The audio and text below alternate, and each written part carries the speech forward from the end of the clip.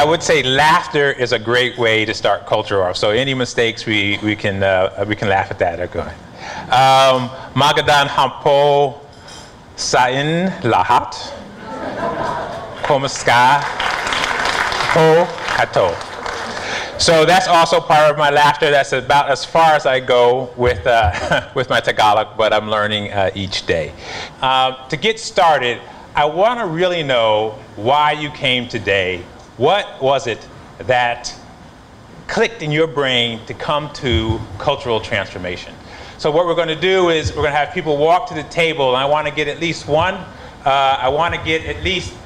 reason, one person to tell me why they came here today from their table. Yeah, so I work for a company called Infor, which is an ERP software company, and right now we are undergoing a lot of changes, good changes, but at the same time, as leaders in the organization here in Manila, the challenge is how do we, in fact, lead our organization through all these changes, and that's why I'm very interested to hear what you have to say.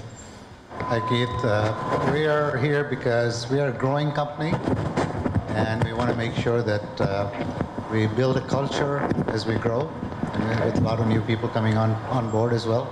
So that's why we're here. Great. I'm Brian from GDS. We're a very small company, but we're growing, in my feeling, rapidly. And we do software development and configuration of systems. And I mean, basically, my office is boring. It's so quiet, and so, we have some sick leaves growing as more people come on board, and I think it's just because it's boring. So how do I make it more exciting? How do I get people interested in what they do or in each other so that they collaborate more? Is that? Absolutely. Okay. Great reason to come. We're also in the midst of transformative change, and I think as a leader, I look to bring about change that is sustainable, and I think the only way you do that is to drive it through cultural transformation. So great. Looking to see what best practices you would have. Excellent. That's interesting, right? You said sustainable. Yeah. What you find is a lot of people want a one-and-done, like a pill you take from a doctor, right? You're not going to have a pill.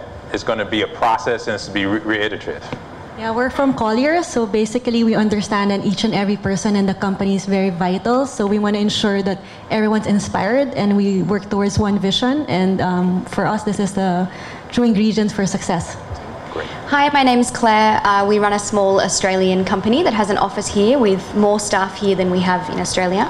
And I'm interested to know, building a company culture, how does it differ based on the cultural background of the people you're working with?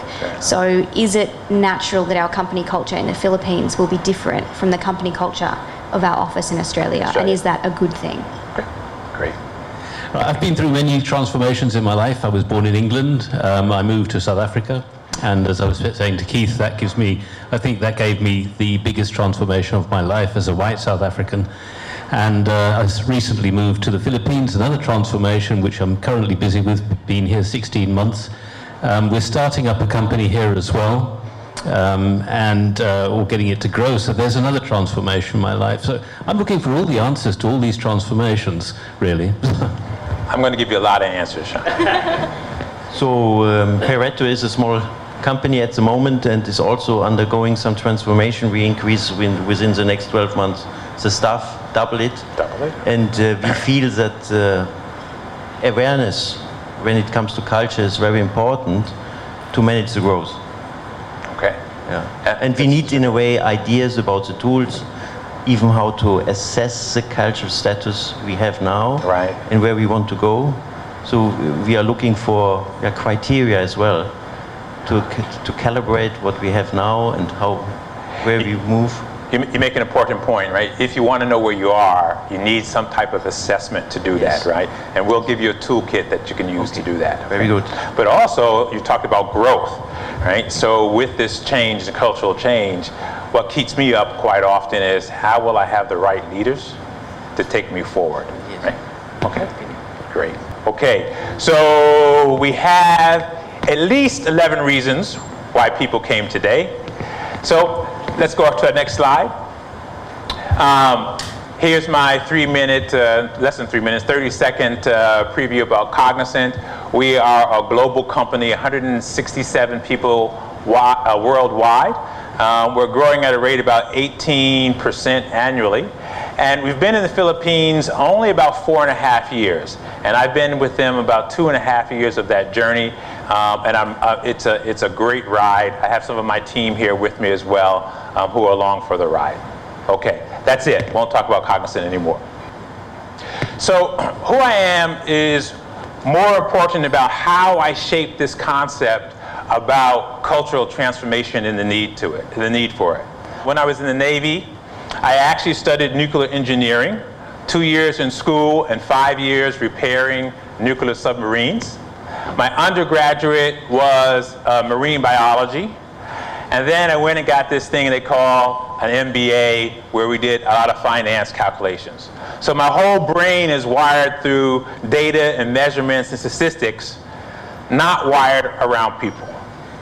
In fact, none of my academic education or my business formal education prepared me for cultural transformation. There was no course that said, let's learn how to turn cultures around.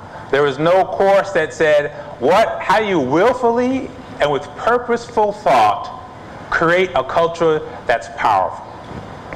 There were conversations around, should we have a performance management structure where we gave people feedback twice a year? There were conversations around team building. There were conversations about R&R, absolutely.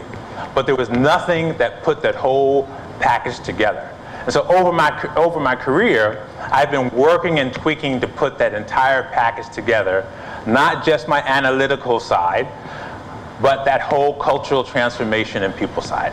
So when I heard you today talk about the reasons you've come, it is around the people, but giving you a willful, purposeful process to create that within your organization.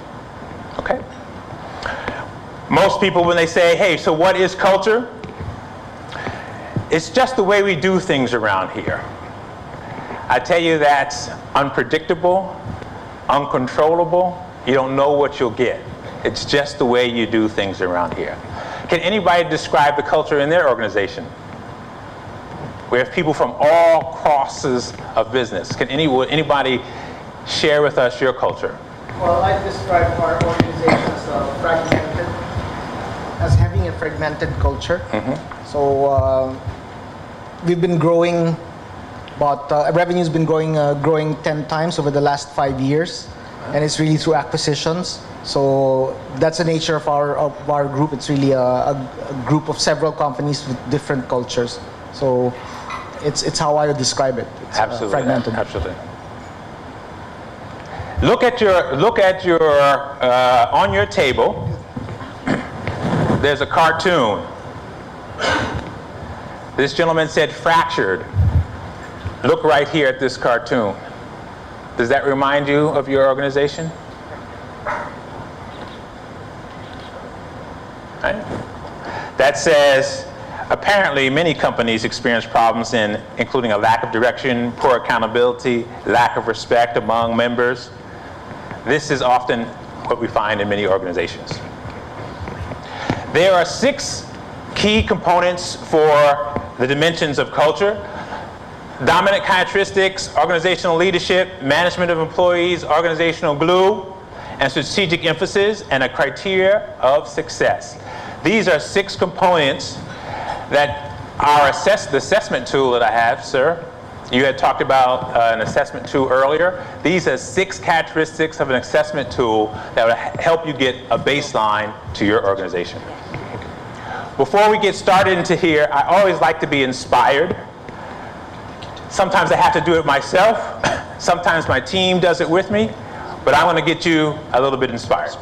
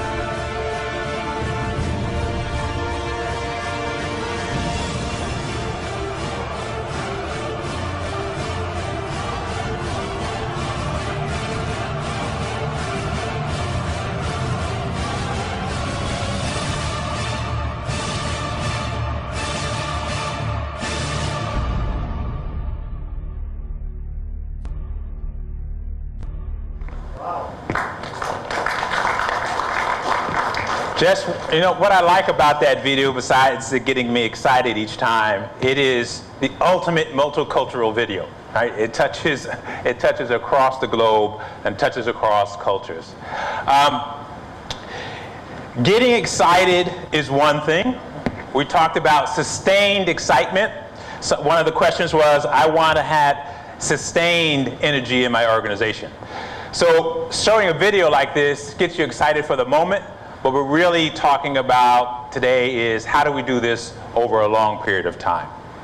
So, mission critical. Why is it important to have a culture that you create with willful and purposeful thought? 4 pieces to take away. It's a competitive advantage for you. It aligns and accelerates results. It keeps your people with you. And I'm going to give you a couple of those within the Philippines. First, though, let's talk about some companies you may or may not heard. How many people have heard of Zappos? Great, great, great. How many people can tell me the story of Zappos? What do they sell? Who said shoes? Shoes? Anybody else? Shoes. They actually do not sell shoes. They actually sell customer service. That is their brand, that is their marketing strategy, is the power of their customer service. Started in 1999 by a guy named Swimber. He actually wanted to sell shoes, so he went out to stores, took pictures of shoes, put them up on a website, had people call in and order those shoes, and he'd rushed out to the store which he got the pictures from, and then he'd go and sit and put them in the mail and send them to people. That's how they actually got started. But as it morphed, a gentleman named Tony Hsieh said, you know, it's not really exciting selling shoes, but how can I create an environment where my staff is going to be pumped up and engaged? And so he went on this journey of creating what he calls delivering happiness. And in this delivering happiness, he focused on getting his people excited, getting to a culture of engagement, getting to a culture of letting people be empowered. In fact, his whole philosophy was, I'm going to cut my marketing budget in half and focus on my individuals. And it'll be through all of my contacts as my customers, and they have about 5,000 a day. With my 5,000 contact points with my customers, that's where I'm going to do my marketing. It is that marketing that's going to set me apart. And he's gone on to sell, him and his partners have gone on to sell the business for about $1.2 billion to Amazon in only 5 years of operation. And his sole point was, we don't sell shoes, we sell service and culture. And now they actually sell pots, pans, vacations, they're getting into air travel. But he says what we sell is his culture. So culture is a competitive advantage. Nestle's here in the Philippines, has been here for over 100 years.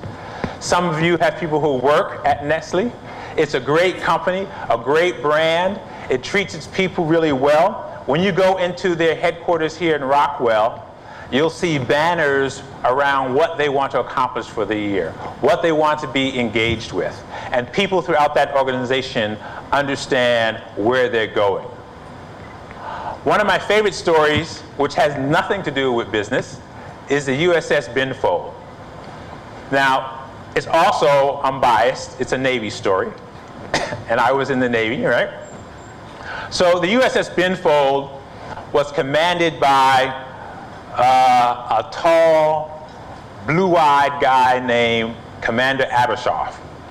Commander Abershoff took over this destroyer, which had a bad reputation within the U.S. Navy. Within 2 years, he turned that reputation completely around. And let me tell you how he did it. First is, he talked to everybody. When he came on board the ship, in the military you can say, hey, when I say jump, you say how high. That's a possible strategy, right? That's a possible leadership style. When he came on board the ship, he talked to all 600 men and with a one-on-one discussion. From his officers to the petty officers on board, he had individual conversations with all of them. And he documented those conversations so he could understand what they really wanted. So once he did that, then he empowered them to go after many of the things that they wanted to do. And much of this was, I would say, against Navy regs. As an example, what color are military ships? Gray. So they had this job in the Navy. I'm happy I never had to do it. But they had this job in the Navy where you have to chip off the paint, chip off the rust, and then repaint the boat, right? That's tedious. It's out in the sun. There's no fun around that. His guys actually told him, you know, there's a paint that won't rust and it'll stay longer than the paint that the Navy uses. We don't know why they don't use it, but if you let us do it, not only will it save you money, we won't have to do the work. So he actually went and brought this paint. It has a lifetime expectancy 2 times better than the normal Navy paint, and is a third cheaper. So he put that into play. The second is, they said, we want better food on board the boat. The food that we're getting from the Navy is not that great. He sent 5 of his cooks, when they pulled into Italian ports, he sent 5 of them to school for 3 months. They came back and cooked the best food that the ship ever had. People who wanted to, guys who wanted college and retention, he actually had them flown in, professors from different schools, flown in on the ship to do time with them and to educate his group. Several things came out of this. His retention in the Navy was the best in the Navy. His boat had the best retention in the Navy. And he did that by getting people involved. In fact, if you talk to Mike, he says, I divide the world into 2 groups, infidels and believers. The problem is the infidels outnumber the believers, right? And the believers are those who are focusing on the culture, who are focusing on engagement, who are focusing on empowering individuals. But most of us, we're uncomfortable with that. We don't know how to get started. Again, as I told you, in my career, it was all about the analytics. It wasn't about how am I going to get engaged with the people? How am I going to create that culture? Okay? So I show you these 2. I show you these 3 companies because I'm talking about competitive advantage. Culture is mission critical because it is a competitive advantage, not because it's just nice to have. Here in the Philippines, how many people like Starbucks or go to Starbucks? Raise your hand. Okay. How many people are aware of the 5 B's within Starbucks?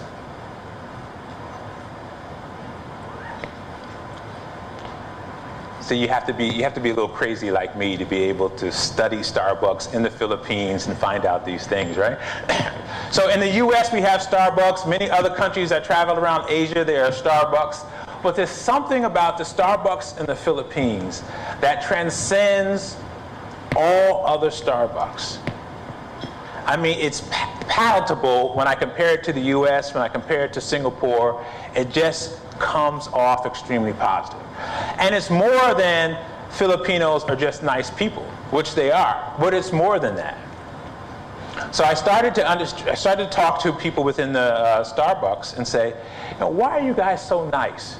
And the question isn't, why are you so nice in this particular location? But why are you so nice in every location I go? Why is there consistency there? Why isn't it just good in Alabama and not good in Makati? How come in Ortigas it's good, but in Taguig it's not good? How come we don't have those pockets? Does anybody know? It's the 5 B's. So the 5 B's are be genuine, be welcoming, be involved, be knowledgeable, be courteous. This is something they teach across all of their Starbucks. Now, it might be interesting to think, well, yeah, 5 Bs. You go ask anybody in any of the Starbucks, what are the 5 Bs, and they'll tell you the 5 Bs. This is what makes it interesting. What I do is I don't say the 5 Bs, even though I know the 5 Bs. I just go to the counter and I say, hey, you know, there's these things that you guys are really passionate about and you teach at every training class, and I'm not sure, maybe it's involvement or something like that. And all of a sudden, they all know it. They haven't memorized it. This is the message. They haven't memorized it. It's in their DNA. These 5 Bs aren't something they have said, okay, A, B, C, D, E, F, G. It is something that is within their DNA because culturally it transcends the training within the Philippines. And again, if I go to other Asian countries, I go to Budapest, I go to the US, they all have Starbucks, but they don't have this level of passion about what they do. And the reason that passion and alignment around those 5 Bs is that it speeds accelerating results, and it reduces the cost. Because everywhere you go, they understand the culture.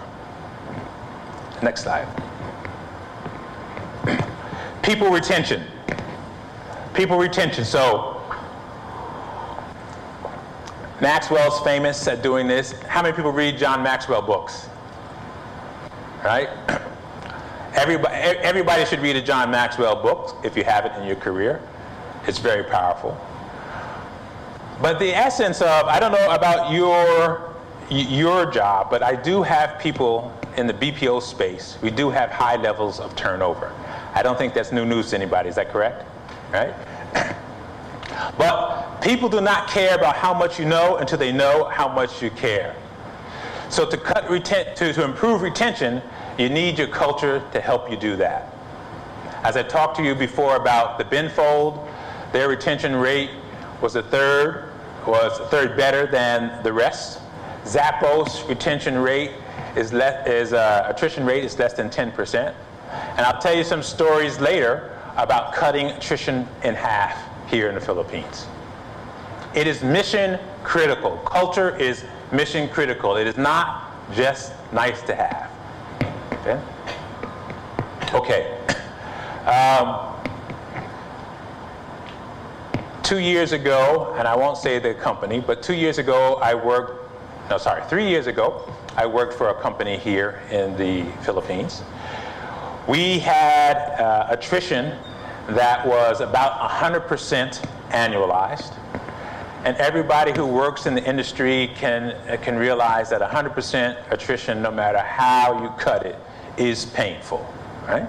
Painful on the way you engage with your customers, painful on the cost for hire and training, painful on bringing people up to speed on processes and tools.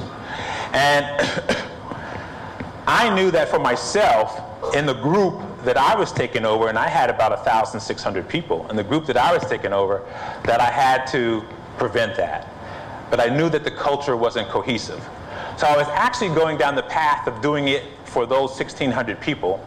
And then my boss at that time said, Keith, that sounds like a great idea. Can you do it for the entire region? Before I said yes, there were 8 things that I said you need to sign up for.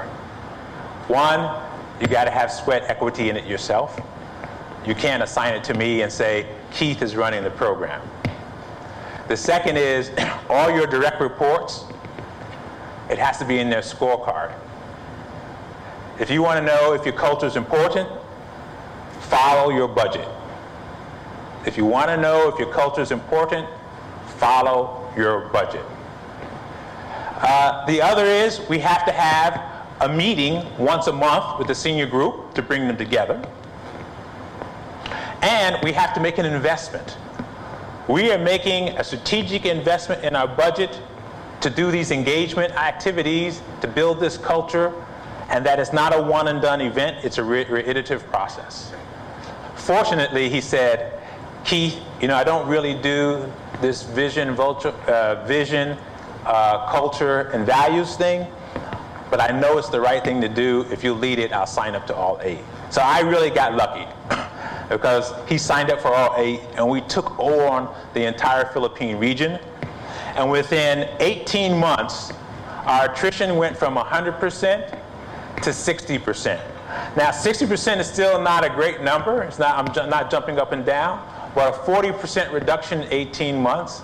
We had the highest number of customer satisfaction scores than we had in 5 years.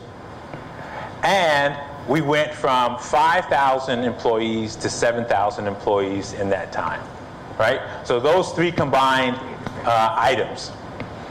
The next is inspiring greatness. I'm going to leave that to later in the presentation. We'll talk about that some more. Next part, is there an economic value in culture? So obviously, since I'm up here, I'm saying that there is an economic value in culture. How many people have been on a cultural journey themselves in their organization and have been able to measure the economic value? Nobody. Why should we do it? If you can't measure it, if you can't have an economic output, why should we do it? Let me talk about it for you, okay?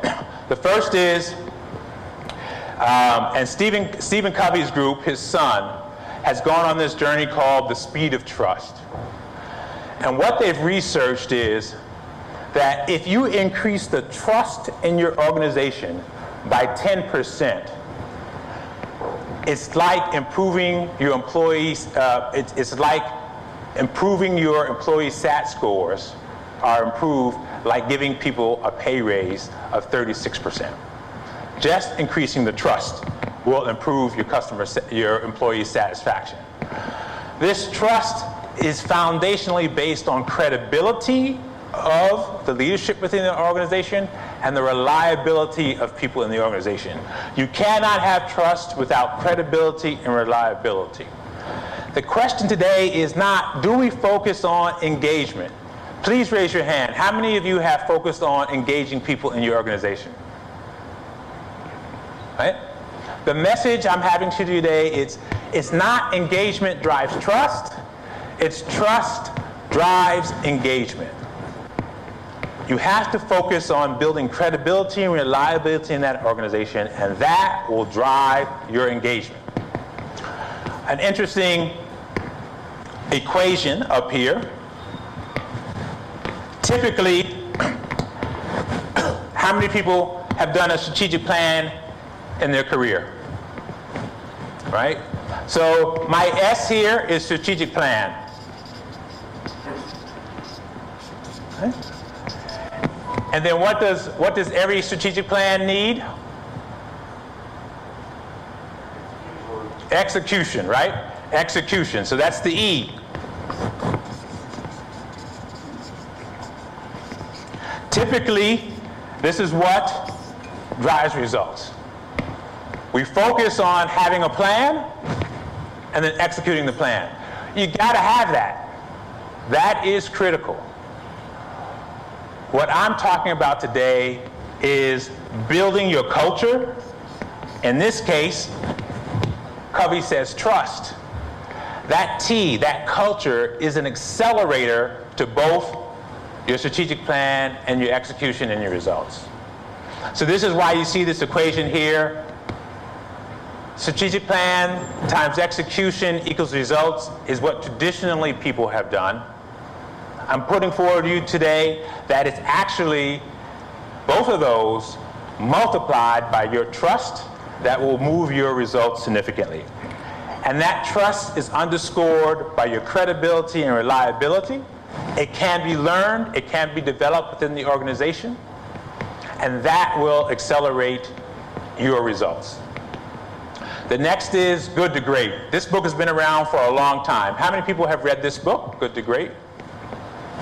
Okay. What's one message somebody can tell me about this book? What's one message the book puts forward?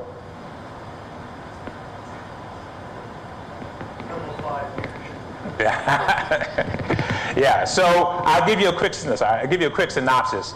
So Jim Collins, he also wrote Built to Last. So he was having a discussion with one of the leaders from his first book, Built to Last. And the conversation was, Jim, you told us how to build a good company, but now my question is, how do I take a good company and make it great? Jim Collins said, now that's a good question. I don't have the answer. Come back to me in 5 years. Literally, in 5 years, using his research team, he looked through stock market, he looked through articles in newspaper, he looked at the psychology of leadership. He did an intensive study. He had 30 people working for him on this. Remember, it's not just about being a good company. His question was, how do I move a good company to greatness? So he had to understand that baseline. And his baseline was a company that delivered success, great success, for 15 years. And that success had to be better than its peers in its market, right? He looked through 1,435 companies. And of those companies, and he looked at 15 years, he looked at a 30-year period. He looked at 15 years chunks of these companies. And out of that, he only came up with 11 companies that demonstrated success, great success, defined by him and his team as 7 times better than the market for that industry. For a continuous 15 years. 7 times better than its competitors for 15 years in a row. And that was built on a culture of level 5 leadership and a culture of discipline. Discipline around execution. Discipline around being authentic with each other. So these companies, the economic value, the economic benefit is derived by their culture. Finn, we'll go to the next slide. Okay. So right now, we're at the roadmap. So I talked to you about why is culture mission critical. I've talked to you about why is there economic benefit associated with culture. So hopefully I've made the business case for that. And now I'm going to talk about how to do it. And what I'm going to show you is what I've put together over my career that talks about change management, creating visions, values, a sense of purpose, strategic planning and execution, and then sweat equity. And we'll go through all 4 of these right now. The piece I underscore in this is, again, it's not a one and done. It's a reiterative process. You need qualitative and quantitative measures associated with this. But these 4 building blocks will help you get started with creating your cultural transformation. Next slide. Okay, when you came in today, were you given something? Let's raise that up. If you didn't get that, if you didn't get that when you came in, make sure you get it on your way out, okay? This captures 8 reasons why transformation efforts fail. I told you earlier that this transformation process is not an easy process. It's not a one and done process. I'm going to give you a little bit of a story, and I was debating with my team today whether I show the video or whether I tell the story. My team actually won, and I'll just tell you the story. So in the southern part of Africa, in the Kalahari Desert, there's a group of individuals called the Bushmen. Today, even to today, they hunt in a very traditional manner. Very scantily clothed, bows and arrows, right? And most of the time, they are a hunter and gatherer group. Every 2 to 3 weeks, the men leave the village to go for a hunt. They store the water that they can, they have a little bit of food that they can, and they go hunting for big game. You know, not small animals, but giraffes, antelope, water buffalo, really tenacious creatures. And this hunt usually lasts 3 to 4 days. Now, they are man against nature in this hunt.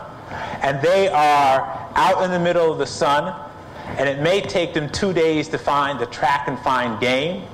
Once they track and find that game, they have to shoot them with their arrows. And their arrows are tipped with a little bit of poison. If they're lucky enough to hit one of the game doesn't go down right away, right? It's just kind of wounded for a while. And it starts running. And then they pick one of their best hunters, and he starts running after the game.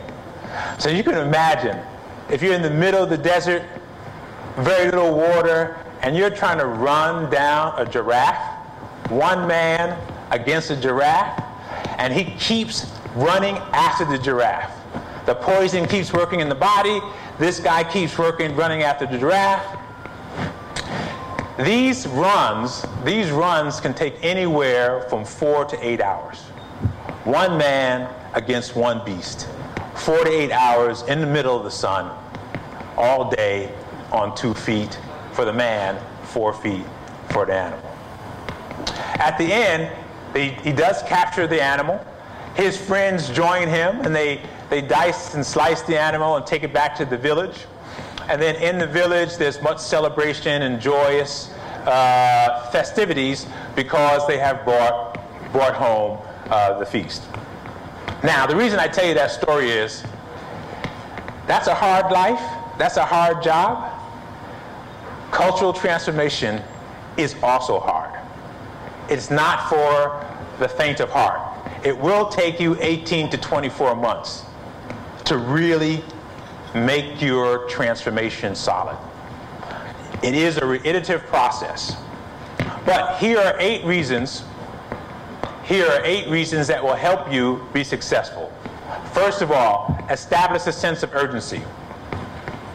That means that you have to go out to your team and establish a real reason why we must do this. It cannot be a minor issue. One gentleman said we're acquiring multiple companies and we're growing at what rate, sir? I think it was over here. 10 times, right? So it's really critical that you bring all these folks together. Right? So you got to establish a sense of urgency. The other is you got to form a powerful guiding coalition. You cannot do this by yourself. You cannot do this journey by yourself. You've got to find somebody in your organization that you can partner with. Find a team of like-minded people. Now, at the levels that I've participated in, it's pretty easy for me to go ahead and get the country manager or the CEO of the company to sign up. But if you're just at an operation manager level, you can do this too. Just go to your boss, make this as a priority, and say you will get his support and guidance. Make the case. Remember, it's mission critical and there's an economic value. So this is why we want to do it.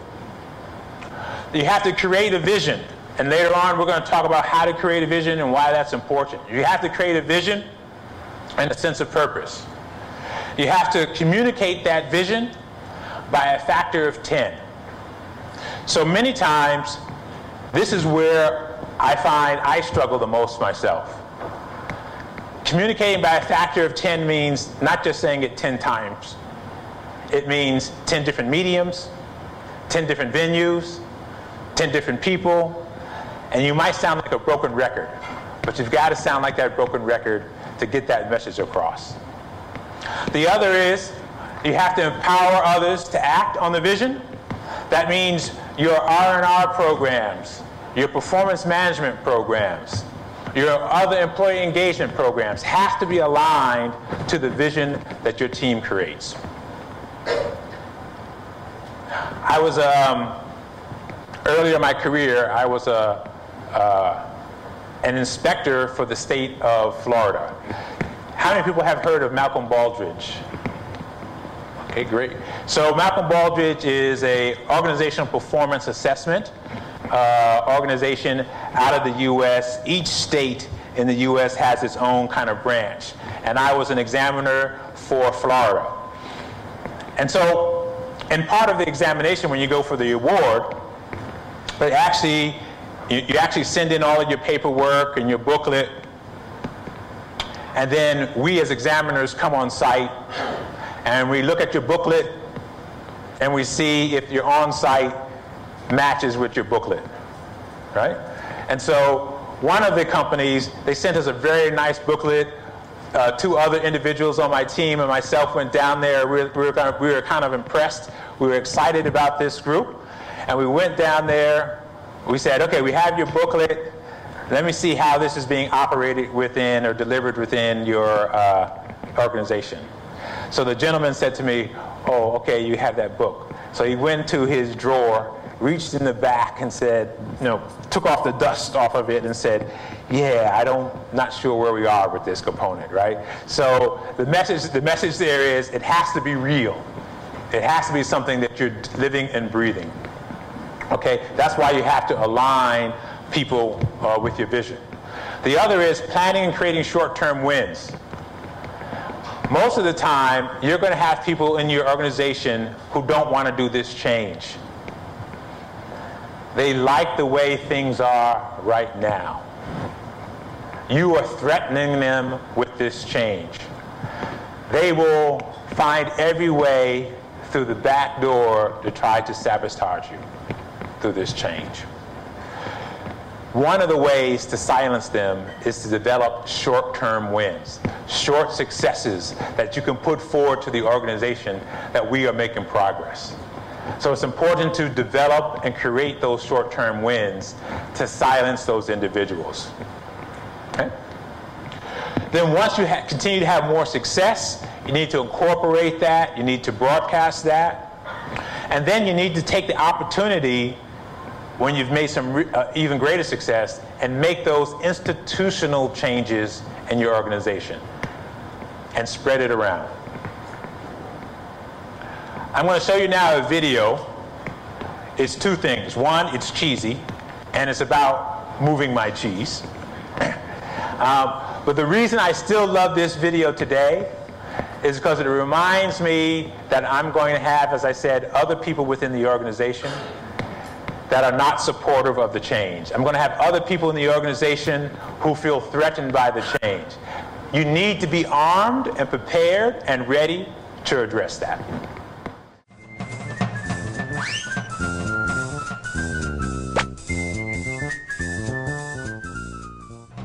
Once long ago in a land far away, there lived 4 little characters who ran through a maze looking for cheese to nourish them and make them happy.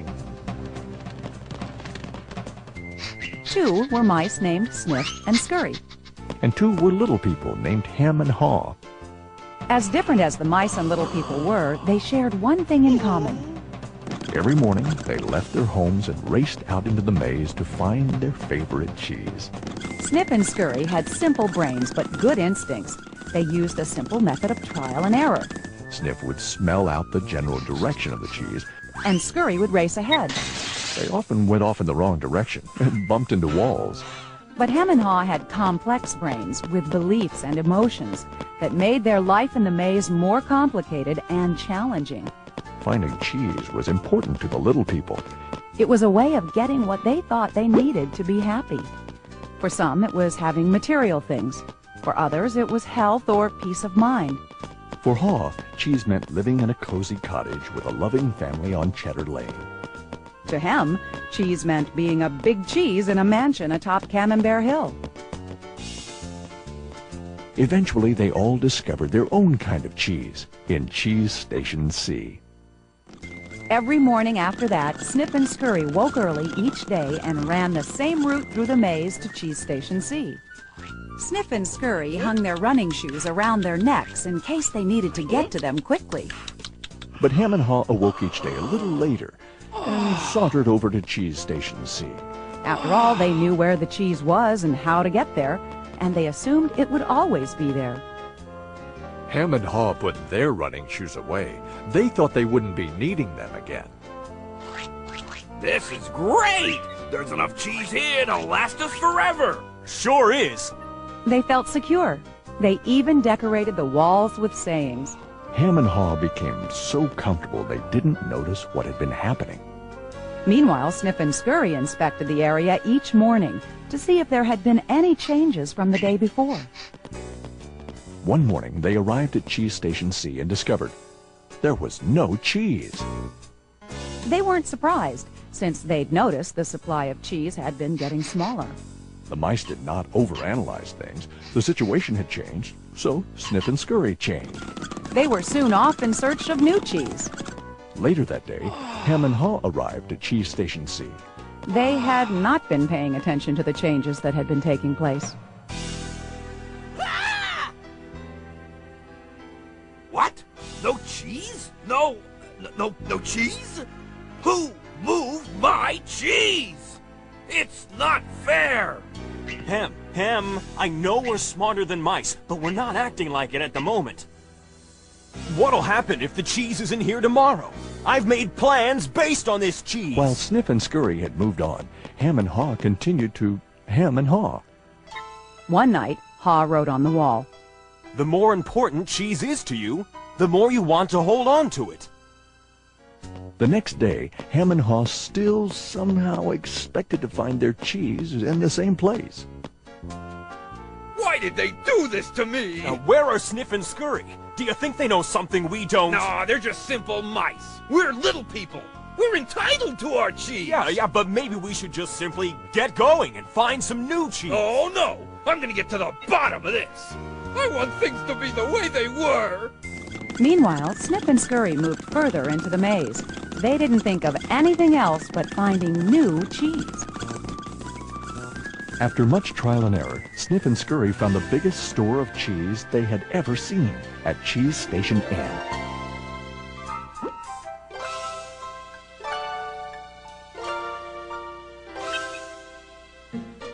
Meanwhile, Hem and Haw were still hemming and hawing at empty Cheese Station C. Then, Haw began to imagine himself out in the maze, finding fresh, new cheese. Before long, he could almost taste it. Come on, Hem. Let's go. No, I like it here. It's comfortable. Besides, it's real dangerous out there. Haw imagined the worst. His hope of finding new cheese faded. So every day, Hem and Haw went from their homes to Cheeseless Station C. And returned home again with empty bellies, full of nothing but stress.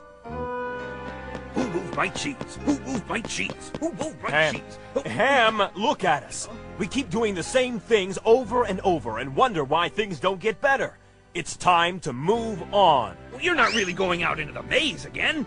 Why don't we wait here until they put the cheese back? You just don't get it. They're never going to put the old cheese back. That was yesterday's cheese. It's time to find new cheese. Oh, but what if there's no cheese out there? Or what if you can't find it? Ham, life moves on, and so should we. No! Who moved my cheese? Who moved my cheese? Who moved my cheese? If we don't change, we could become extinct. Like Hem, a part of Haw was afraid. Then Haw wrote on the wall what he had been thinking about. What would you do if you weren't afraid? It wasn't long before Haw knew what to do. Haw gathered all his courage and jogged into the unknown. It's maze time! At first, he felt lost. But it wasn't long before he began to find his way.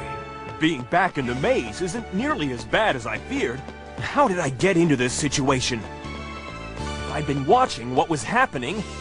Haw stopped to write on the maze wall what he was learning. Smell the cheese often so you know when it's getting old. Haw hoped that these handwritings on the wall would not only be reminders to himself, but also a marked trail for him to follow if he chose to enter the maze. Why do I feel so good? I don't have any cheese and I don't know where it is. Aha! When you move beyond your fear, You feel free. The more clearly Ha imagined himself finding new cheese, the more real it became. Imagining myself enjoying new cheese even before I find it leads me to it. Finally, Ha arrived at a large cheese station. But it was practically empty. I'm too late. If I'd moved on sooner, I might have found a lot of new cheese here. Ha did find several delicious morsels of new cheese. It wasn't much, but enough to keep him going. I've got to get back and tell Hem there's some new cheese out here. Ha raced back to Cheese Station C, following the route he had marked. He found his friend still hemming and hawing. Hem had not even put on his running shoes. Oh, Hem, you look hungry. Here, have a few bits of new cheese. I don't think I would like new cheese. I want my own cheese back. I'm sure if I wait here long enough, things will be the way they were. Will Hem ever change? Hem was left behind, hemmed in by fear, comfort, and denial. I guess Hem believes he can't, or won't enjoy new cheese. He seems to believe that if he ventures into the maze, things will get worse. I see now that if I do things differently, things will get better. When you change what you believe, you change what you do. Ha found bits of cheese here and there and began to regain his strength. He had hoped that Hem might find his way by reading the handwriting on the wall. Ha had let go of the past and was adapting to the present. He was pursuing new cheese. And then it happened.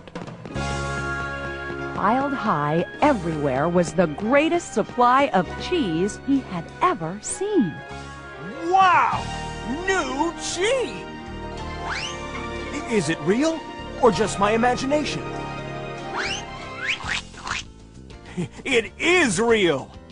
Ha realized that Snip and Scurry had been enjoying new cheese for quite a while. He vowed that next time he would change faster. Ha knew it would be easy for him to slip back to his old ways if he got too comfortable. So each day he inspected Cheese Station N to check the condition of his cheese. He went out into the maze and explored new areas. He knew it was safer to be aware of his real choices than to isolate himself in his comfort zone. Then one day, Ha heard what he thought was the sound of movement out in the maze. Could it be Hem? Was Hem about to turn the corner? Ha hoped that maybe at last his friend was finally able to move to the new cheese and enjoy it. Can you read the handwriting on the wall? Change happens. They keep moving the cheese. Anticipate change. Smell the cheese often so you know when it's getting old. Adapt to change quickly. The quicker you let go of old cheese, the sooner you can enjoy new cheese. Enjoy change. Savor the adventure and enjoy the taste of new cheese. Be ready to change quickly and enjoy it again. They keep moving the cheese. Okay, again, it's a cheesy video, but it drives home the point. How many people have a Hem in their organization? How many people have a Ha in their organization? Any Sniff and Scurries? Huh? So the message for you in this video really is at the bottom. People respond to this change differently. You've got to be prepared for that. You've got to address that. You've got to have mechanisms in place to help them come along, for those who eventually decide, or for those who don't, maybe it's not the right cultural transformation for them. It may not be the right organization. But you've got to be thinking ahead for those individuals in your organization. I said we'll start on the roadmap. 4 components to the roadmap: change management, vision, values, and a sense of purpose, strategic planning and execution, and communication and sweat equity. We've touched on 1 so far, which is change management. We'll now talk about the next 3. Before we go into vision, values, and a sense of purpose, there is on TED video TED Talks, a video called The Golden Circle. If you haven't seen it, I encourage you to take a look at that. I'm going to give you a synopsis of that so that you can understand the importance of how great organizations and great leaders speak. In the Golden Circle, you have three components: why, how, and what. All great leaders and all great organizations communicate differently than others. And they don't even know, oftentimes, they don't even know that they're communicating differently. But this is how that difference is manifested. So, let me ask you a question.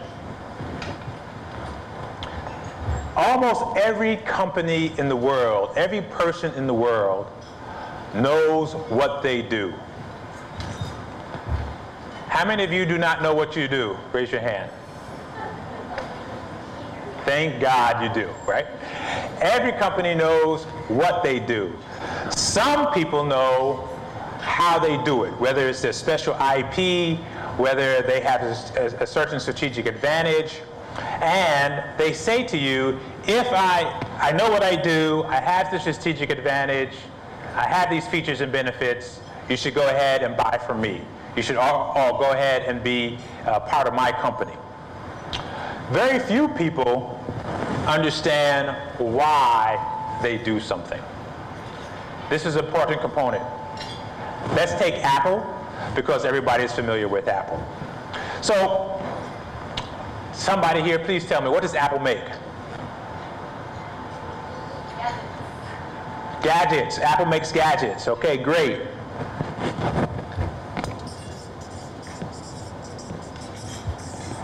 How does Apple make it? China. Great design. Great design.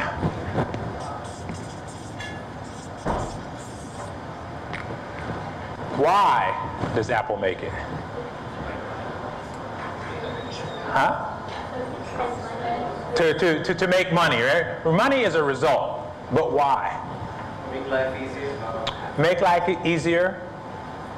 So Apple's message about why they do this is because they want to make great products that change people's lives fundamentally. This is their message. They want to be able to change lives fundamentally, right?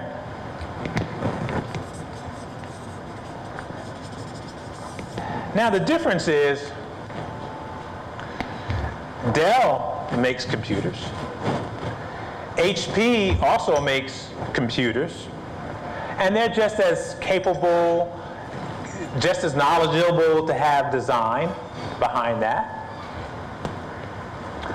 But they don't know why. They don't communicate to the public why they are making these things.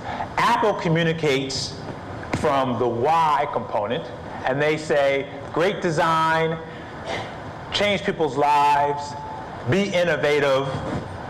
We do this. How we do it is through great design, and we do it because and what we do is make computers, MP3 players, great screen TVs, right?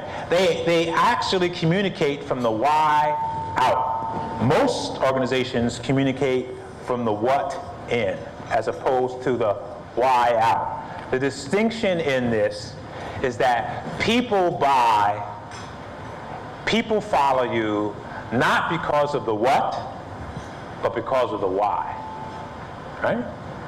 They follow you because they believe in something you are putting forward. They follow you because it is important, that it resonates with them for some reason, it resonates with what they do. Martin Luther King, he's not the only civil rights activist during the 60s. He's not the only great orator during the 60s. But he had a very clear message. And think of this, no internet, no cell phones, and he had 250,000 people show up on a certain day at a certain time. And those people came to hear his why message. He didn't have a "I have a plan" speech. It was a "I have a dream" speech. Right? And they came because they believed in that. Organizations that focus on the why get their people involved. Anybody will work for a paycheck. I often ask my own self, why does somebody want to work for me? Ask that to yourself as a leader. Why does anybody want to work for me?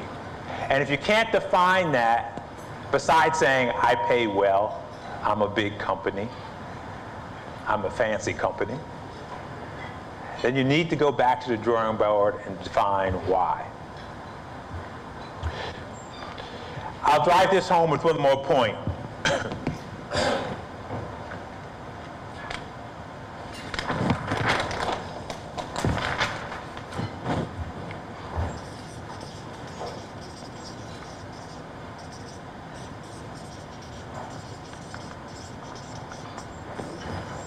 Anybody heard of Samuel Pierpoint?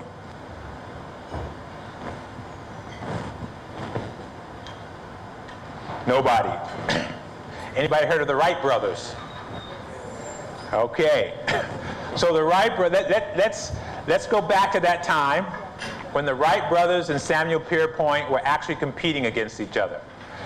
Samuel Pierpoint at that time was the world's most renowned engineer on flight, on possible flight. He was a Harvard grad, he worked for MIT. The United States government gave him $50,000 back then, which is a lot of money, to do this work on flight. Flight, by the way, back then was like the internet boom, right? It was that important. He was able to hire the best of the best engineers to work for him, to invent flight. He didn't even know about the Wright brothers. He didn't really care about the Wright brothers. He had $50,000, the big name. He had the best engineers in the world that were creating and working on flight for him. So how did the Wright brothers beat him? He had everything going for him. How did the Wright brothers beat him? By the way, neither of the Wright brothers had a college degree. The Wright brothers didn't have any funding. They had a bicycle shop. If you didn't know that, they started out with a bicycle shop. Okay? In fact, when they went out to fly their plane, to test their plane, they had to take 5 times as many parts because of the number of times they would crash in experimenting with their plane.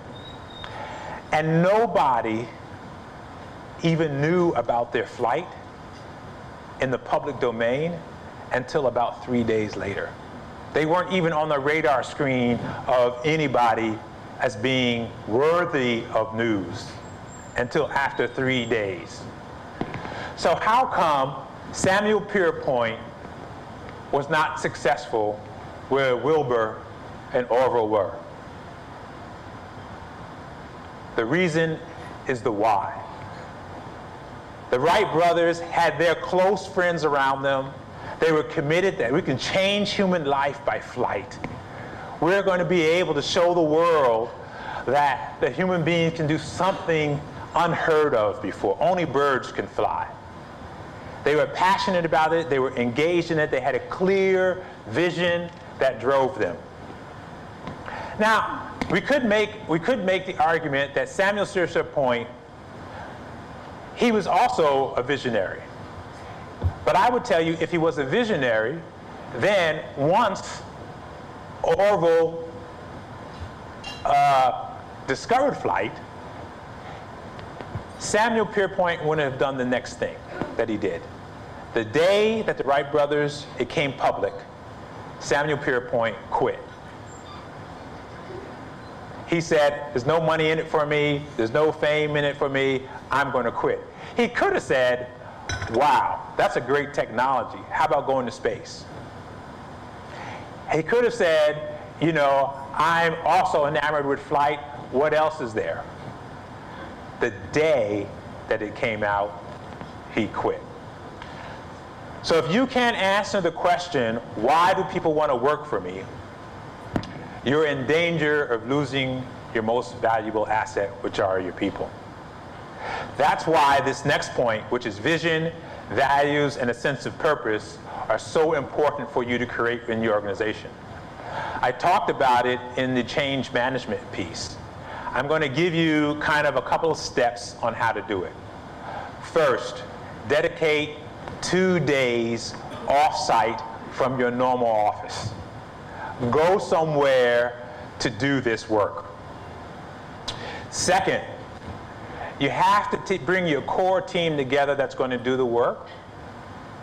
And you have to put them through an experience that breaks them down and builds them up.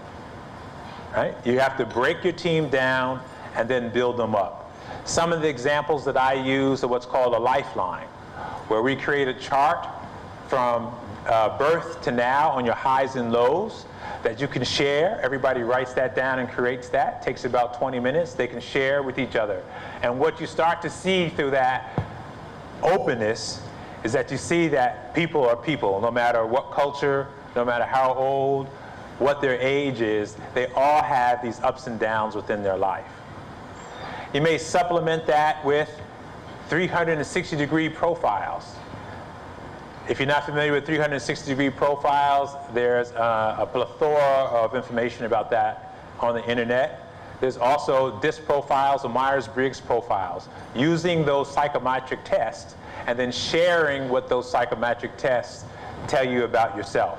Interesting enough, I took my team through one of those that we had at our job, and they could not believe how close that test captured them. And if you share that in front of your peers, all this is about breaking down borders, taking away the fear that somebody will look at me in a negative way. And then the flip side to that is sharing with people how to give feedback to each other on the team so that we can do it in a constructive and powerful way that enhances our experience as opposed to bring people down. This helps create shared experiences across your team. I often use an outside facilitator. A gentleman here named Bjorn Martinoff often helps me. Go, Bjorn. And Bjorn is my outside facilitator who comes in, and he ensures that there's no political drama associated with our discussions, right? That's my boss.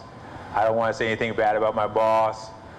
I can't give feedback. I can't be real authentic and give feedback about this girl over here because I dated her last time and it went bad, so I don't want to have that, right? So you have an outside individual. If it's not Bjorn, somebody else outside of your individual team that can come in and help facilitate these type of conversations, right? And who's skilled at that methodology. And then what we do is we create vision boards for ourselves so that we can design what we want to accomplish ourselves. And then collectively as a team, we come up with a vision. Now, again, I say 2 days because this is not easy stuff. It's not saying, okay, let me write something on the board and throw it up and it's one and done. You're really challenging each other through this process. You're putting out different phrases and phraseologies that try to capture the way you guys are feeling at this moment. And it's not easy to do that. In fact, most of the time, it takes at least a day for us to get to something that really resonates with us. Okay? The other piece is that this is not a one and done, it's an iterative process. So even though you create your vision and you've created your values, your core values by which you operate, and you've created your sense of purpose, you need to go back to the well every so often and bring the team together and make sure that we're focused on those. That's why it's a reiterative building process on itself. And you need to focus on the 6 human needs. This is love and connection, certainty, variety, growth, significance, and contribution. You find these in many different ways, but essentially all of the messages are the same. Do I have a sense of purpose? Am I connected with the organization? Do I have trust within the organization? And we talked about that earlier, right? Is there a possibility for me to grow myself? This is your core team. If I go back to change management, why transformation efforts fail, I've spoken to you about creating a guiding coalition. This is how you treat your guiding coalition, by taking them 2 days on an offsite and working on the vision, the values, and the sense of purpose. Interesting enough, I don't have mission statement. I've moved away from using a mission statement to creating a sense of purpose. That is what will resonate with individuals, creating your sense of purpose, not just the vision statement. Again, this can be done at the high level, the medium level, or even at an individual. In my organization, we have team leads that have about 12 people. This can be done even with 12 people. Okay? So, roadmap, vision, values, a sense of purpose. Go through a 2-day session. Build your team up. Break your team down, then build them up. Have a shared experience. Outside facilitator is recommended. Plan for multiple sessions. And make sure you address the 6 human needs. Again, this may feel a little bit soft. This is why I recommend having a facilitator help you through this. Questions about this? Yeah. Are the 6 human needs applicable worldwide, or would they be more applicable to a certain culture? Second, how would you relate that to Maslow's 5 hierarchy needs? So the first is they're applicable across the globe. I've done this work in Budapest. I've done it in the US. I've done it in the Philippines. I find it, and I've done it in the military and in civilian life. So it doesn't really make a difference. Now, some of them are stronger than others, depending on the culture, absolutely. So you take that into account. But they are basic core fundamentals. The difference with Maslow, though, is you have to have food, you have to have shelter, and then you can talk about its experiential components. Okay? But that's a very good question. These transcend race, religion, sex, culture. These are fundamental human components. Okay. We'll talk about strategy now, but before we do that, I'll give you a little intro.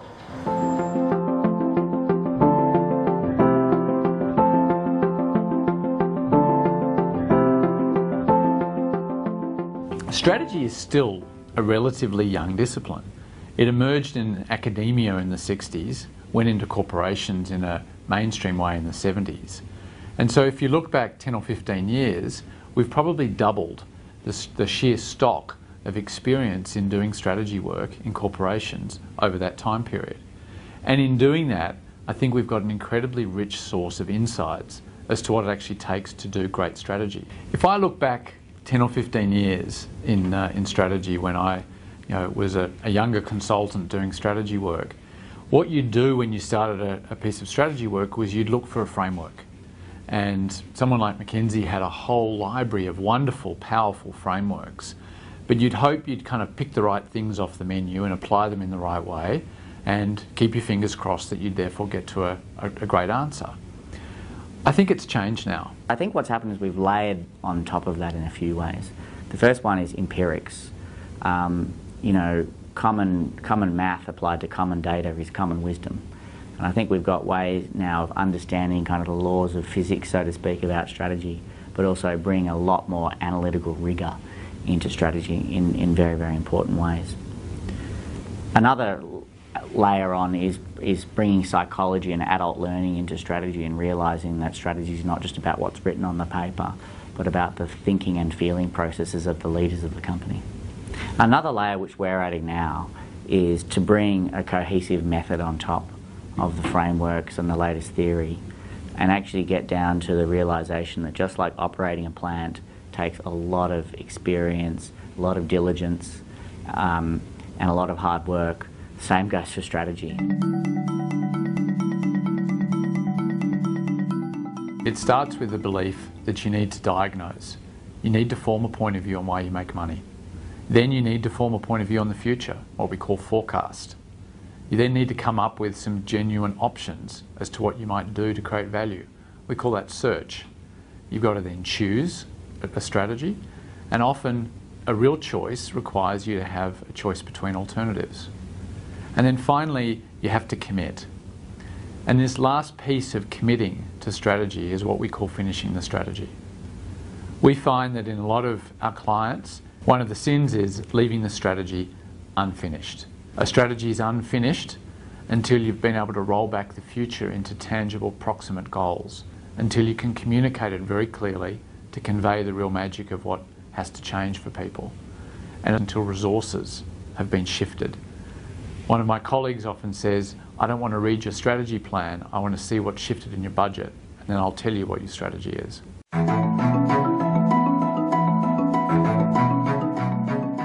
Often in our clients, a good meeting is defined as a tidy meeting, where people said what they were meant to say, it all went to plan, we stuck to the agenda and everyone signed off. Big strategic calls don't happen like that. We have to actually think of designing a social process such that people can really grapple with the big ideas and come to grips with changing deeply held biases about what the company should do in the future. Because in the end, it's a year or two away when the big calls will happen, and in their gut, if they haven't actually grappled, if they haven't actually changed their beliefs, if they don't have conviction, then the strategy won't actually get implemented.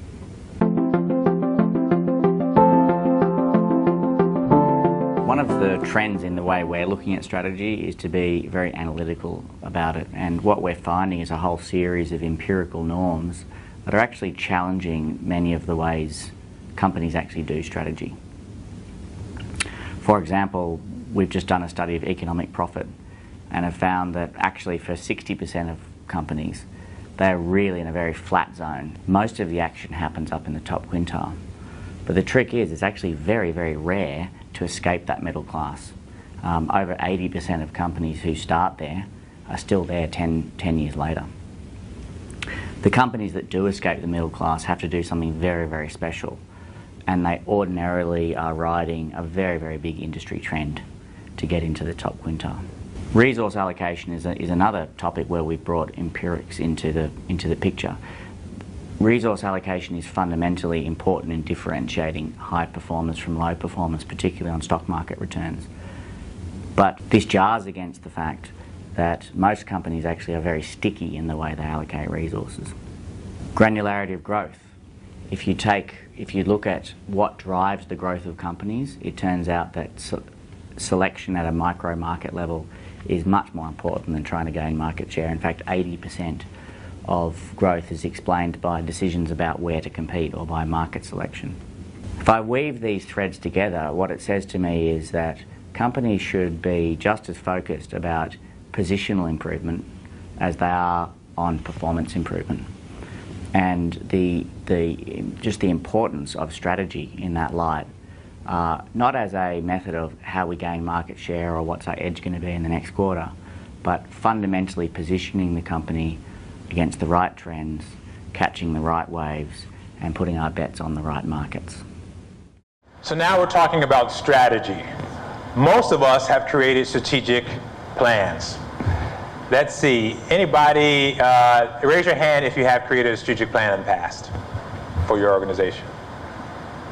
Right? Okay, so I'm not going to go deep into that, but I'm going to set some really fundamental basics that you guys need to do. First of all, do your strategy session after the vision, values, and sense of purpose. Because the strategy needs to align to that component of your business. The second is, I do recommend a SWOT analysis, but whatever format you use, the difference must be most organizations aren't doing empirical research before they do the strategy. They get people into a room and they do brainstorming sessions, and based on that brainstorming session, that is how they develop the next initiatives. My comment to you would be, have your team research key areas of interest, bring facts and data to the table, and then put your who, what, and when actions together, and your measure of success associated with that. Even McKinsey, you heard them say, it's not just about the piece of paper that you have with your strategy, but it's about the thinking and the people components as well. This is why you have to add that vision and values to start there that accelerates your strategy. Okay? Take the time and do a 1.5-day session and create that strategy. It doesn't have to be a one and done. It is a rigorous, reiterative process. So that means that you can update your strategy as you go throughout the year. In fact, to have ensure execution, you have to have a rigorous governance and execution. So my team meets every 2 weeks. We have owners of specific actions. There are measures associated with those actions, and we come together every 2 weeks and we discuss the progress associated with that. Because we spent time with ourselves around our vision, values, and our sense of purpose, we often come up with something called being authentic and integrity out of those sessions. Because we focused on authenticity and integrity, we are now able to hold people accountable for doing their strategy in a positive manner. Meaning, if somebody comes to the 2-week session and hasn't delivered on their execution, we have a conversation with them around why that's not progressing. But you've done that because you've set the foundation up front through your vision, your values, and your sense of purpose that everybody is on board. Okay. Questions about the strategy and execution? Do you recommend this also be something that an external person is part of, or is this something that after the vision and values session can then be run by an internal leadership group? My experience is internally you'll have the greatest perspective around where the company needs to go, and I would recommend that you have somebody well-versed on your team that can do a strategic session and do it and get the right outcomes. Right? So yes, internally I prefer, but I have used external individuals before, but I prefer internal individuals to do that. Thank you. It's so important from the strategy perspective to understand the dynamics of the organization in terms of what are the resources, where are we going to shift our budget, how are we going to leverage different parts of our organization to help us get there, how are we going to market this strategy. For feeling and thinking component, what will be valuable in the strategic conversation? Yep, so the feeling and thinking component is captured when you're doing the vision, the values, and the sense of purpose. If you've done that correctly, you're going to get that feeling component done in that session. That is going to be your accelerator. Think of it this way. I talked earlier about the speed of trust, and I said strategy plus execution equals results. And then I showed you, if you put the T in front of that trust. That trust is an accelerator for your strategy and your execution and your results. So that thinking and feeling really becomes that vision, values, and sense of purpose as your accelerator for your strategy and your execution. On your table, there's a cartoon. It's on the back and it has a blue. Can somebody volunteer to read that for me? John, I want you to build our company culture. I want it really this afternoon. Should be on your desk today, Mr. Smith. Thank you very much, right? So, so in light, oftentimes, you know, you might come out this session and you might run back to your office and you say, hey, I want to get that Keith Jones, he was talking about cultural transformation, it sounds good, I want to go forward. You go to the HR department and you say, HR, give me culture. You will not have the culture you want. You'll have something, but it's not something with willful, powerful, purposeful thought. I say that to say you have to have you as a leader of your organization, of your division, of your team. You've got to roll up your sleeves and get involved. Sweat equity will drive it. We talked earlier about trust and credibility. You will not have trust and credibility if you sit in your office and tell HR to move forward with your culture. If you're not practicing your culture and your vision and values on the floor, you will not move forward. Oftentimes, this is one of the hard parts, simple, but hard for leaders to put into practice. We all know that our time is monopolized by talking with customers, talking with other divisions, trying to get our budget together. So we lose that focus. But you've got to put your sweat equity into it. I would say that some individuals, you may recommend having an executive coach to help you through that. Or, in my case, I have some mentors that I've been fortunate to develop over my career, and I go to them for guidance around this. But don't do this alone. I really encourage you to get support to help you accelerate this if you're doing that for your organization. Communication is the most overlooked action, despite seemingly the easiest to execute. Dedicate a person to this role. So literally, I used to work for a company called Avaya. Does anybody know what Avaya does? Can anybody tell me? Pharmaceuticals. Avaya, I may have pronounced it. Communication, exactly, communication. So here's a company whose bread and butter is communication tools. The #1 low score on our employee satisfaction was amazing, right? I say that to highlight that this is the most overlooked, even though it seems to be easy.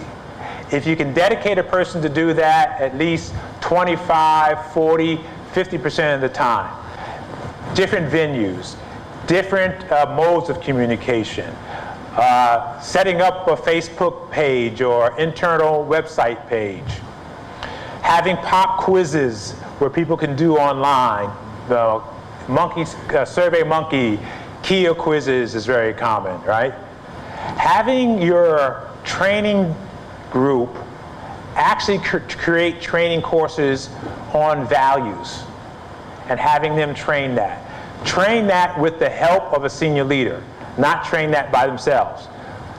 So if there is such a training, sweat equity, you should be participating in that training and help getting the message out. Okay? You've got to over-communicate by a factor of 10. Okay, here are the 4 components. Change management, vision, values, a sense of purpose, sweat equity and communication, strategy and execution. These are the 4 building blocks. You've got to put your sweat equity in driving all of them. It's not a one and done event. It's multiple iterations, and use qualitative and quantitative measures to measure your progress. Those 4 components are your building blocks, and we've just talked about those 4 components. I'll give you the story around our inspiring greatness. So this is my team at Cognizant. Our division was the largest division within Cognizant in our practice.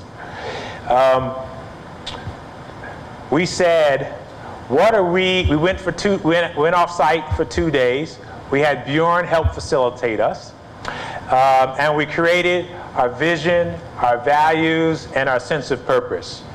So our vision was inspiring greatness. We had our values, which we called DIL DOT, which are our values. And that's a short way from putting it all together.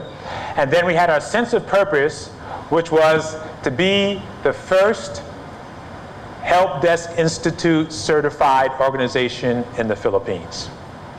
Now that doesn't mean, Help Desk Institute doesn't mean much to most individuals here, but it is the certifying body of IT help desk in the globe. And there was no other company in the Philippines that had achieved that. And still, there's no other company who has achieved that today in the Philippines. There are people who have achieved it outside of the Philippines, but nobody who has achieved it within the Philippines for technical help desk. So that was our sense of purpose. We wanted to be the first. Then we went for our strategy session. We went to this beautiful lake house called in Calaraya. I'll tell you about it if you really want to know more. And we spent 2 days bringing our data and our research together, having robust conversations with each other about what we want to accomplish. We broke out into brainstorming session groups. We put items on flip charts to identify the right priority. We had robust discussion and presentation on, is this the right thing that we want to do? And then at the end of all of that, we brought that together and we created our strategic plan. Next slide. So this was our strategic plan: to be the first help desk in the Philippines to be certified by HDI. Our 6 strategies: HDI certification, performance management. So these things are unique to this group, but we had these key strategies, right? And we had inspiring greatness as our vision. And then again, sweat equity. So I didn't give it over to my HR. I got out on the floor, started to communicate with individuals, hold roundtable discussions with folks. We created our own website to put all the progress of things that were occurring. We created t-shirts, of course, but we had multiple sessions ongoing to get the word out. This is how you know if your vision and your values and your sense of purpose is touching everybody. Let me go back to Starbucks Philippines, and I told you about the 5 B's, right? I can go to any Starbucks in the Philippines, and ask about the 5 B's, and they will all know that. And they will know it not because they've memorized it, because even if I don't say the 5 B's, I just kind of highly describe it, they'll say, yes, I understand, we want to be involved, we want to be knowledgeable. They will know that. So the way you know that this has gotten down is that you can go to the associate at the lowest level of your organization, and he or she can describe the essence of that. If only the people that were in your guiding coalition up front know it, you're missing it. You haven't gotten it down to what I call the deck plate level. That person in your organization should know that. Nestle's does a very good job of this in the Philippines also. If you go into their headquarters, you'll see posters all over the place on what their vision is, what their sense of purpose is, what their values are, and you see that on every floor, right?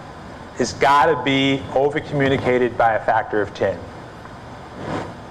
Next slide. Any questions about this sweat equity and amount of communication? I do recommend that you carve out somebody to spend a lot of time on this. So I've got a question about culture and strategy. So you were saying a while ago that to achieve a certain culture, you have to have a strategy. But what if something happens the other way around? According to Peter Drucker, culture eats strategy for breakfast. So how do you make sure your strategy isn't eaten by your company culture? So that's a very good quote. Peter Drucker, if you don't know, is the father of management. If you don't know that, he is the father of management principles. And culture eats strategy for your breakfast is absolutely true. Meaning, if you haven't created your culture with a purpose, willful thought and process, whatever exists is going to be, that's the way we do it around here. That will derail your strategy.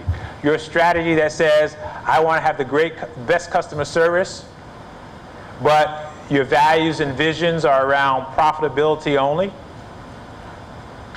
Your budgets are around profitability only. It will eat your culture. So that's why I say start with your vision, your values, and your sense of purpose first, and then create your strategy. Even greater, understand why transformation efforts fail. That's why those 8 hold their placards up. You mind if I take this again? Right? If you're going to go after this, this is not easy. Cultural transformation is not easy. If you're going to go after this, you have to understand what are the pitfalls of cultural transformation. This is why we went over these earlier. And then you have to do your vision, values, and your sense of purpose, and then you build your strategy. You build your strategy, though, not just with brainstorming, but you build it with empirical data that you bring from the marketplace. I love that quote. Culture eats strategy all the time. Okay, next thing. So with Inspiring Greatness, on the top you'll see we created actually our roadmap for success, and we published that everywhere in our organization. So people understood the timelines we were committed to being successful, the activities that we did to get there. So you can tell this by the story is we actually were able to achieve HDI. So we were actually able to do that. And let me tell you what the person did for us to achieve it. First of all, we had to send that person about 5 reams worth of information, soft copy. Then that person came on site for 10 days and spent 10 hours a day with us, asking us questions, making sure that I didn't put it in the drawer and it was fake, right? He actually came and talked to us. He also went and talked to our customers. He also talked to other people within our organization, not just our division, but other people in our organization, to see if what we said was true as well. And then he went back to the HDI team and did the analysis and compared our results against others. And then only after that were we able to get the results. Along the way, we improved retention by 30%. We reduced absenteeism by 35%. We increased our agent productivity by 13%. We reduced our operational costs by $200,000. And our employee sat survey went up by 19 points. Not a bad journey for 18 months. Not a bad journey for 18 months. Okay? Questions about that journey? Okay. Well, Keith, can I have one question? Sometimes certain bosses are, senior people are motivated to do this kind of thing, but others might not see the value. How would you go about convincing, say, the most senior guys? I mean, it's difficult enough convincing less senior people, but the guys at the top are more difficult sometimes. Yeah, absolutely. Absolutely. Why is it worth it to do it? I'm just fine right now. I'm making enough money. Why should I even do it? Okay, so economic value. Talked about the speed of trust before, right? And that is that distrust and the cost of doing business can double the cost of doing business if you don't have the right culture. Increasing employee, having trust or culture, increasing it by 10%, it has the same effect as increasing your employee satisfaction by 36%. There's also a relatively famous Harvard Business Review article that actually measures this and says, if you increase employee satisfaction by 5 percentage points, your customer satisfaction will increase by 2 percentage points, will drive profitability up by about 13%. This is the economic benefit of culture. This is what you should be talking to your boss about. Because your boss is probably going to say, well, what about the cost? How's it going to benefit us? Right? Remember, he's probably, as Commander Abishoff would say, one of the infidels, right? That only think, that cannot think past that human cultural component and the power that it brings to your organization. You often will come up against them because they outnumber the true believers. Does that answer? Okay. Good question. So I've talked about why culture is mission critical. I've talked about the economic benefit of culture. I've talked about the 4 building blocks that I see, which is going to be your sense of purpose, your vision, your values, your communication, your sweat equity, being able to do change management, and then strategy and execution are your 4 building blocks. I now want to share with you a toolkit. So that one summary slide with the roadmap, that's one of your toolkits when you explain to people items. The other is what I gave to you already. Everybody raise that up. Exactly, right? Don't forget these. There's also a cultural assessment. There are several cultural assessment tools online. The one I prefer is from OCAI. It's been proven time and time again. And you can take that online. In fact, you can take it for free just for yourself. So that's right away, no cost. You can go to your boss and just do it yourself. But if you want to enroll several people, there's a cost. I think it's about $500 to do that. But it'll give you an outline of those 6 dimensions I talked about earlier.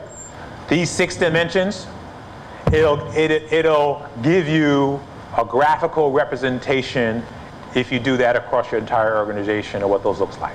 Okay? Online assessment tool. There are others as well. There's the Trust Index. There's Gartner's Engagement Index. But this one right here, it has the greatest affinity to measuring culture, regardless of where it is geographically. Toolkit, okay? I've put Bjorn here if you need some outside support and help creating your vision values. Good to great. I talked about good to great earlier. Can anybody remember the highlight of good to great that I gave? Level 5 leadership and discipline. Great job. Good. Yeah, there you go. Great job. Seriously. Seriously. So remember, we're talking about not soft dollars. We're talking about real dollars. Here are 11 companies out of 1,439 over a 15-year period that did 7 times better than their peers. This is not soft dollars. These are hard dollars. A vision framework. This can also help you develop your vision. And then how to convert a SWOT analysis into a blueprint for transformation. So what I wanted to do is be able to give you let's call it a starter kit, a kit that you can take home or take back to your organization and think through how you can use these tools to help you go forward in your work. So, in summary, culture aligns an organization and accelerates results. It is real economic benefit, not soft dollars. It's not easy. It's going to take 18 to 24 months to get it down to that associate level, right? And it requires sweat equity. You may not have to run in the African sun for 8 hours hunting down your buffalo, but you are going to have to roll up your sleeve and sweat and get this done. Planning and execution are synonymous with results, so you've got to have the plan and the strategy to drive it home. You've got to over-communicate by a factor of 10. And all the elements are connected. It's not one or the other. It's all interconnected, and it's a reiterative process. So I'm going to take you back.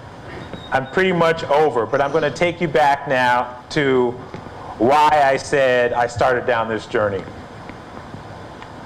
My training is all in the analytics and the sciences. Not once in my academic or in my business world did we have an intense course on creating culture or cultural transformation. Absolutely, we talked about having an R&R program. Absolutely, we talked about having a team building off-site. Absolutely, we said we need to give our folks feedback so they can be successful. I'm not talking about those components. Those components support cultural transformation because you want them aligned, but they are not the essence of that. You've got to be able to know that change management, vision, values, and a sense of purpose align to, or rather your strategic plan aligned to that, and an abundance of communication drives this whole cultural transformation forward. And it's not unique to the Philippines, it's not unique to the US, it's not unique to Asia. Regardless, these practices are fundamental and will drive your organization forward. So with that, I've kind of finished early, but I've been asking a panel of people to come up in which you can ask them questions about transformation and work that we've done together. So I'd like to ask Bjorn to come up, Paul Castigo to come up, Ravi Jubila to come up. These are individuals in my organization in the past. Hi, my name is Paul. I'm the Center of Excellence lead in Manila working for Keith. Good afternoon, Ravi Jubila. I run delivery for the ITI's practice, and I roll up to Keith Jones. Hi, good afternoon. It's nice to see your beautiful faces from up front, not from behind. I'm Bjorn Martinov. I'm president of F1C International. My wife and I, we founded the company starting with a website, Fortune100Coach.com 10 years ago. We actually had a 10-year anniversary last month. We work with clients mostly in Asia, all over Asia, as far south as India and Sri Lanka, and as far north as Beijing and Tokyo, and most countries in between except for Bhutan, Laos, and Cambodia. Yeah, so our focus is on executive development. We also work with executive teams and company transformations, as well as creating breakthrough results for sales teams, so it's just to name a few. Thanks for having me here on the panel. Thanks. Very good. Very good, fellas. Well, thank you for stepping up.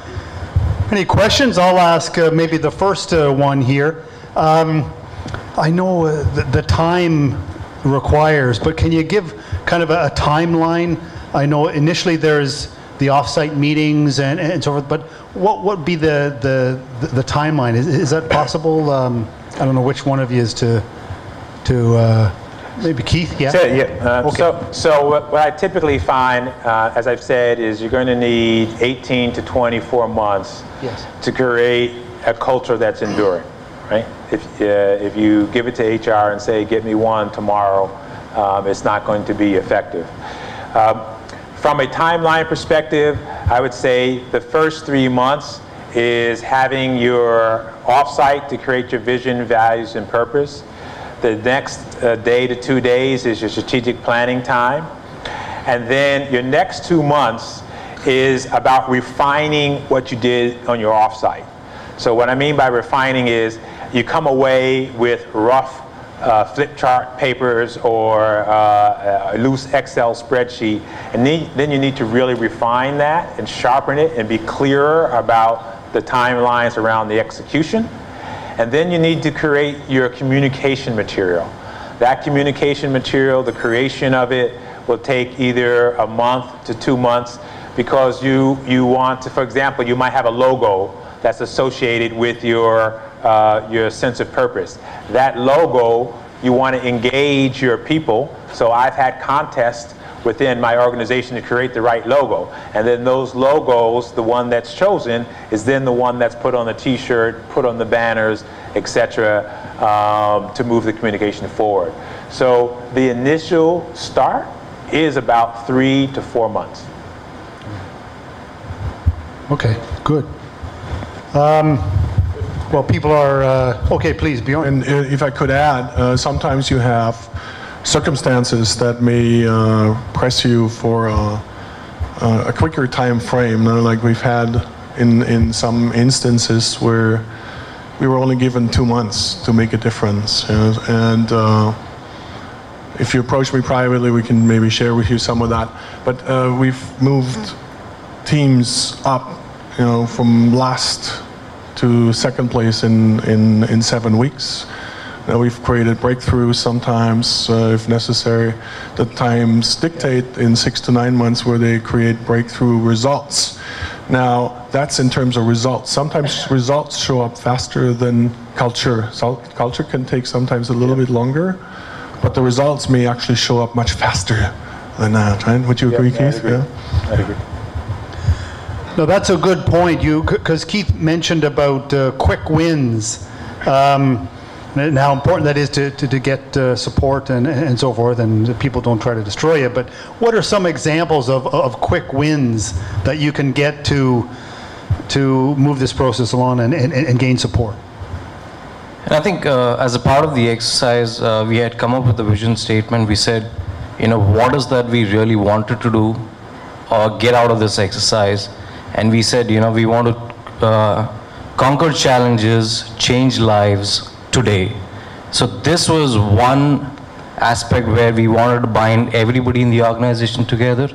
And as a part of the entire strategy planning, one exercise that we had done quite recently was that, Keith had asked us to go and talk to, 10 different individuals, be it your team or be it a different team, but, part of your organization, and go ask them a fundamental question, Let's not look at, small things like, we need, we want better food in the pantry, or we want, coffee 24 hours, things like that. But the question was that, let's tell us something that would fundamentally change your life.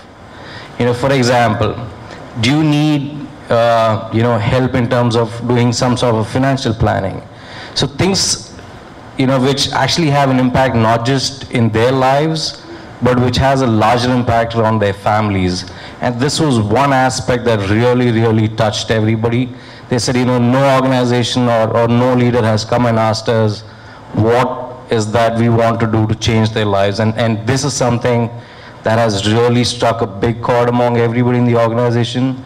And I think, and now that everybody's aligned, it becomes quite easy for us to kind of, get to the goal that we want to get to.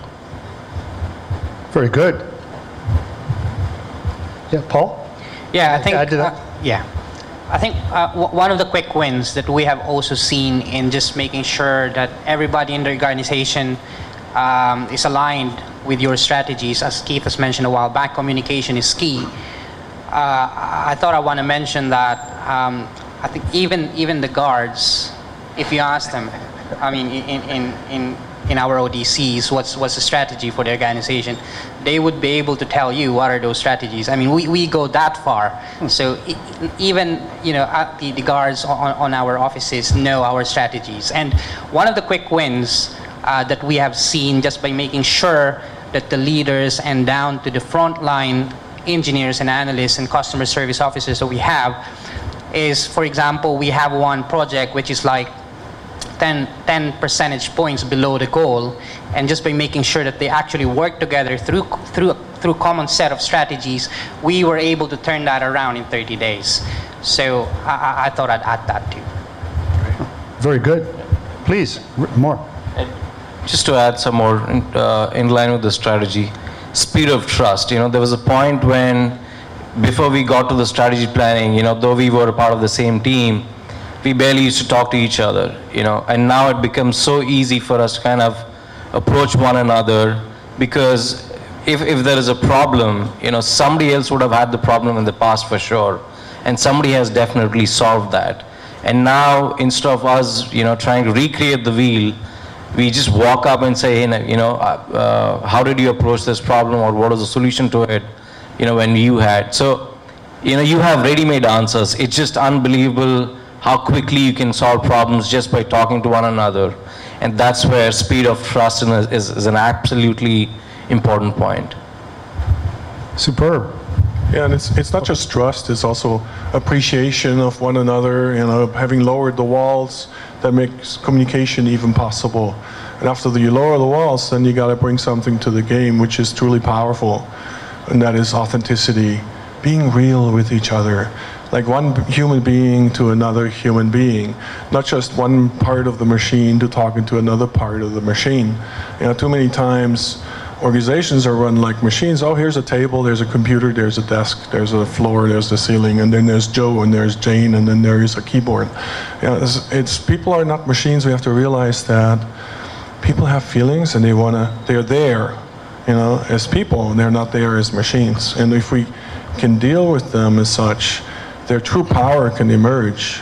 You know, there's, like I always say, there's, in addition, there's several levels of leadership. The first level of leadership is there's no leadership. I cannot even lead myself.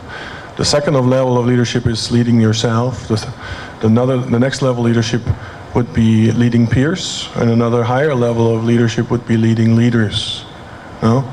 It basically boils down to this. You can either drag your people along, yeah, and make them do what you want them to do, or they'll just go along for the ride. And so that's a higher level of participation already. They're on the bus and they're not resisting.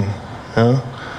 It's better than the first level. Or you could have them on the bus and everybody is pedaling, everybody is helping the bus move forward, right? When everybody's aligned for the same direction, at that point then you become a leader who leads leaders. You're not just a leader leading followers, right?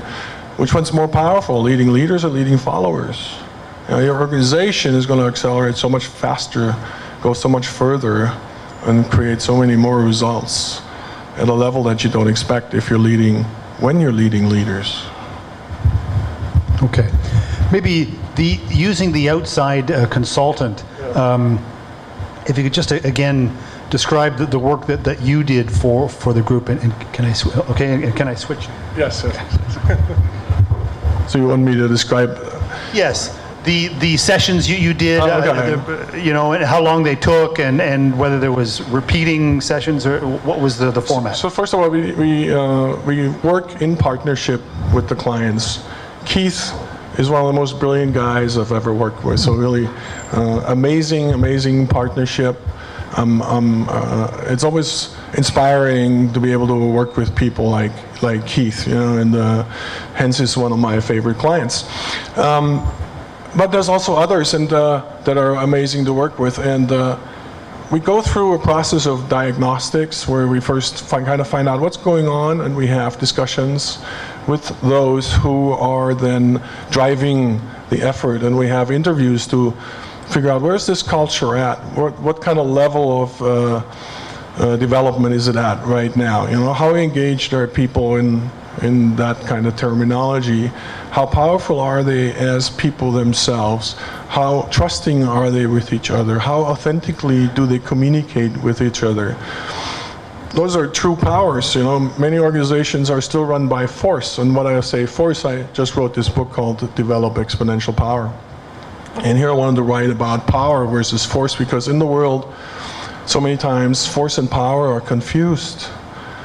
You know, there's a confusion about force and power, and what I've discovered years ago was that when we lead people through force, is that they don't usually like that, because when we lead by force, we take away something from them. What we take away from them is a thing I call choice. Yeah? And when people don't have choice, they won't like doing what you want them to do. But if we give them the choice, and not just the choice, but if we take it even a level higher, where the choice becomes inspiration, yeah, we actually empower them. And so the difference between power and force became clear, because force became disempowering. I discovered there's leaders who lead by force, you know, and there's plenty of samples like that in history with Mussolini and Hitler and others, right? While there's also samples of leaders who led by power, yet were humble at the same time. When you look at history and you see the most positively memorable leaders in history, they led with power and with humility. You know, when you look at leaders such as Mandela, you know, and you look at Gandhi, you know, you look at Mother Teresa, you know, and Martin Luther King, right? And you look at what was the last one? Oh, Jesus Christ, most obvious one, right? And rarely mentioned. So we go through this process of diagnosis, discovering what's needed, and we'll start usually by lowering the walls, right? Getting people to really know each other deeply, not just as a wheel in the machine, but who is the person behind it? What's their personality like? What drives them? What motivates them? What inspires them? What was their life like before they came here? Because we've all had a life before. Now all of a sudden, we're no longer parts of a machine, now we're human beings. And so we can relate to each other as human beings, not as just like a piece of equipment. Yeah. So I worked with a team last week, and they say, after this exercise, the person said, oh, now I'm not relating to you as just your name. Now, like his name was M, right? But now I'm relating to you as the M. Because now I know who you are. Now I know what you're about. Now I know what drives you. Now I know what your winning formulas are. Because part of the process is discovering what is your winning formula? How do you go about winning? How do you go about succeeding? And we all have different ways of succeeding. Yeah. So discovering that, then letting go of the past is a big thing, because many times there's history on the team. So you have to be able to let that go. And Keith mentioned that the lifeline is one of those tools we use for that. Yeah. Then we may use this. We may use assessments like personality assessment. We have one that's called the Enneagram. It's more about the winning formula. Yeah. Then we have a feedback process that's called and using a future-based language. So many times when we give each other feedback, yeah, it's about something that happened in the past, and it ends up being expressed as a complaint. Yeah, who wants to hear complaints? Anybody? Yeah, anybody wants to hear complaints? No? And the usual response to a complaint is the universal sign for responsibility. It kind of looks like this. Right? Have you seen that before? But anyways, I don't want to go too long. And so we take responsibility and we give not feedback, but we give feed forward, meaning in the future, in order to be even more successful, you can do this. Rather than, oh, you did this wrong and you did that wrong and that wrong. Nobody wants to hear it, right? But everybody would love to hear how they can be more successful. So we help people become more successful. Yeah? And then we have a process of building the vision, and we have a process of building the purpose that should be truly inspiring for each person, you know, and it's a democratic process. And after that, the values usually are being built based on what worked in the past. We don't look at the past. We don't want to know about the past. It's okay to be informed by the past. But what we want to create in the future is usually so much bigger than what we've created in the past. So who we need to be, the values we need to bring to the table are they need to be much more powerful than what was happening in the past. Because if we do what we've always done, we're going to create what we've always created. You know, so we look at the future and say, so now, if this future is about to happen, then who do we need to be from this day on forward, you know, such that this is going to be a sure thing, this future that inspires us. Okay. So this is a 2.5-day process, 2-day process. And thanks for the opportunity for sharing. Okay. We have Vincent Dino of I4 with his group. They're going through a doubling their organization. So please, Dino. Yeah, so my question is there such a thing as a right time to introduce cultural transformation? And then as a follow-up question, if the answer to that first question is yes, then what are the signs that we need to look for to give us some encouragement that, yeah, this organization is ready for change, and we should, go through all these steps that you have outlined today? I guess I would say that the best time, best meaning having the greatest impact, is when you're in trouble. Okay? When things aren't going well, when the economy is really bad, the upside potential of going through cultural transformation is far more impactful than if you're doing it in a stable.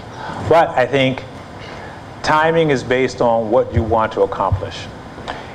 Again, cultural transformation is not easy. It's not for the faint of heart. It may not be for everybody. You may already have a very adequate culture within your organization, which you're comfortable with. But the biggest impact is when you are in a crisis situation. Yet don't wait for the crisis to make it happen, you know. Yeah, I wouldn't wait, but I mean the biggest impact is there, right? Yeah, absolutely, I agree with Keith. That's a great opportunity because then you have external impact driving circumstances.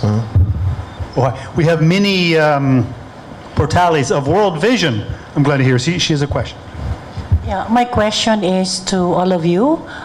This is about number 8, institutionalizing new approaches. Do you have any experiences of challenges in terms of institutionalizing new approaches, and what are the things that, how do you able to manage it? Because in the organization, I think transformation also means resistance. So if you look, is it Minnie? Yeah. If you look at the handout I gave you, right, it said 8 things, the right 8 things in the right order. So that bottom 8.1, which is institutionalizing new changes, I would shy away from doing that in the beginning because it comes with the credibility you build from 1 through 7. And once you've built that credibility, then you can go to the table and say, look, we've already done X. Why wouldn't we do Y? Okay? So don't start with the number 8 because you haven't built the credibility yet. Yeah, excuse me. But if you have undergone the step 1 up to 7, and this is where your organization is coming from, that's why we would like to get some insights from you in terms of how you were able to manage those experiences of some resistance in institutionalizing new approaches. Because we have done several strategic planning. We have the vision, the mission, and new sense of purpose, the strategy itself. So this is where we are at this point in time. So recently, when I joined Cognizant, there was no money for leadership development. And so I disguised leadership development within the cultural transformation bucket, and I pulled money together from different budgets, and we rolled out a leadership ecosystem. That young lady right there, Jackie Carradine, did that for my organization. And we put 15 leaders through this process, as well as having the cultural transformation going. As a result of that process, we use the benefits of that training, that leadership training, which Bjorn was part of. I used another facilitator, but the results were so powerful. We then were able to go to our Learning Academy and say to them, we made these benefits last year. We did it ourselves. Don't you think this would be a good program to roll out? And here are the benefits which you can observe. The answer to that was, Keith, here's a check for $10,000. Expand your leadership development. So that's an example of us going through these 7 components and then being able to institutionalize in this particular item, which was leadership development, and getting funding by the larger corporation to roll it out. Minnie, are you saying that there was resistance after you had the vision and values in place? There was resistance afterwards? Is that what you're saying? In terms of changes? When you do some changes.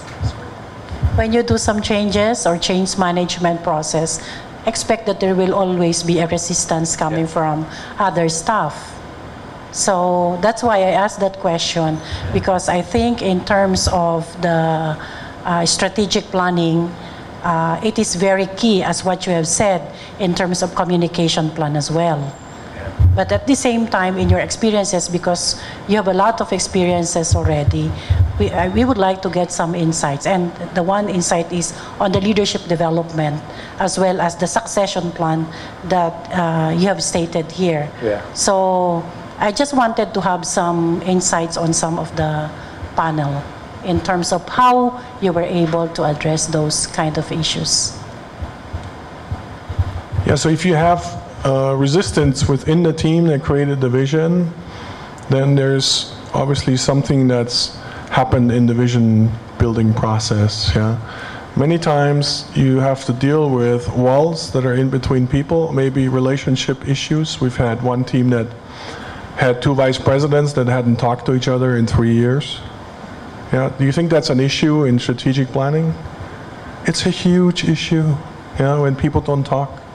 Yeah, so, and that's just one extreme example. There could be minor examples where it's just some small resentment that gets in the way, and people may not express themselves freely. They may not tell the full truth. They may just pretend. Yeah, they may just give you something so that you hold your peace, right? That's the most disempowering strategic planning or strategic team building you could possibly go through. You need to have people go beyond that. They need to be able to let that go, right? They need to be able to lower those walls. They need to be able to let go of that past. You know, they need to be able to move on and appreciate each other. Now that's the foundation on which you can build something truly powerful, because only then, authentic communication can actually take place, right? And when it's not authentic, then you have green hills, not green belt. Yeah, that's kind of like this. Do you have a green hills team or do you have a green belt team? Yeah, and of course the green belt team is much more powerful. It's much more valuable. It's able to move forward. Once you have that, then you can truly build a real vision, because everybody communicates what's truly so for them. Yeah, but if it's afterwards, then you have maybe a rollout issue or a cascade issue, and so that could be a very different scenario. And it's good to be in partnership with your client. You know, Keith and I are always in great communication and brainstorming next steps, right? So, like he says, there's sweat equity is necessary, and Keith is a prime example of that. You know, he puts in sweat equity. He leads by example. He walks the talk. Now, everything he asks of his people, he does. You know, he is the example for that. And that also then brings it into other levels of the organization, right? Because they can see that. His people can model themselves after them, and other people can model themselves after his people, and so forth. No more about me. No. Okay, we have Julio and Dara of Volundai. Thank you. Well, thank you, Keith, and the panel. Magnificent topic, very difficult topic. So thank you for your insights.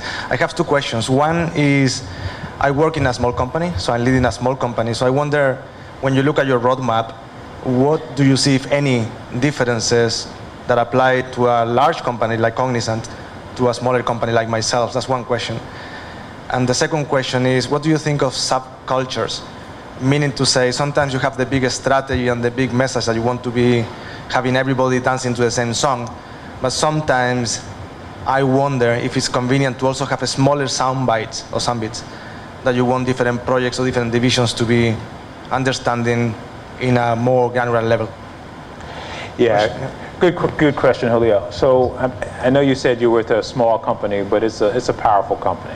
Your company is a powerful company, right? And whether you're doing 2,000 people, or whether recently the one we did at Cognizant was 200 people, I think you're going to have the impact. So the size doesn't make a difference. In fact, I think probably with 200 people, you'll probably move faster than trying to get 2,000 people across 8 different sites to move forward. And then the second question is, you're going to have subcultures. within your organization when you do the cultural transformation. That's why I show the Who Moved My Cheese cheesy video, because you're going to have people in there that don't get it, don't like it, don't like you for making the change. So you have to be very aware of them, and you corral them by having short-term wins within the organization, because the more short-term wins you have, the smaller sphere of influence those people have. And I think this is probably the right time for you to do this, because of the sheer size. If you have the right people who do this on a regular basis, you can basically sustain your transformation, and that basically becomes a day-to-day activity for you in terms of the organization culture. So I think if you kind of do it, when you're relatively small, it might have a huge impact as well. So. Very good. Well, just maybe one last question, but this is a very complex topic and so forth. It's nice that they've taken time to do this, I must say. But there'll be some people with questions after the fact.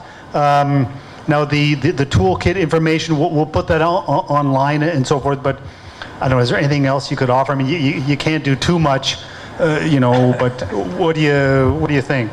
Well, I mean, my contact information is on the slide, so I can be contacted, and we can talk about it from there. Okay. So I might be able to offer some support. If it's too much, maybe he'll have to, or they'll have to, charge you something. But anyway, very nice. So please, a hand for our panel and our speaker, Keith Jones. Very nice to have you. And please come on up after to meet these guys. They're a nice bunch of guys and social and so forth, and they want to help in the community. Lots of good things happening in Philippines. So I'll welcome Rebecca Bustamante to the stage to give some gifts, of course, and take some pictures and give some things away. Okay. Can you give another round of applause to all our panelists? And thank you for being here. Here he is. Okay, can you please stand up and take picture? While they're taking picture, we would like to give a special trophy to our speaker this afternoon. Richard, can you please give it to Mr. Keith Jones? Wow. Give him another round of applause, please, Richard. Help join them for a nice picture to be in the newspaper tomorrow. What a handsome gentleman, yeah?